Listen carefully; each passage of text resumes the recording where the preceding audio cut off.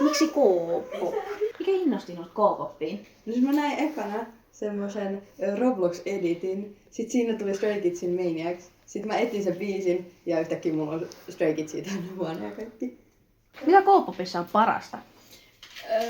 Varmaan comebackit ja sit kun saa tietää noit keikkoja ja minne ne kaikkea tulee. Ne tulee Suomeen, niin mä pyydän ne lippuja.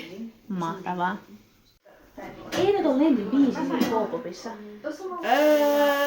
Red Light Stray Kidsiltä. Mahtavaa. Mun ulti. Mulla on Sakuya NCT Wishista ja sit G-Woo Dreamcatcherista. No.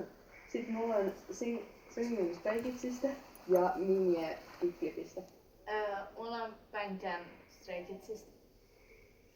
Mulla on Changbin Stray Kidsista, Jin Soul Loonasta ja Juhon Kortisista.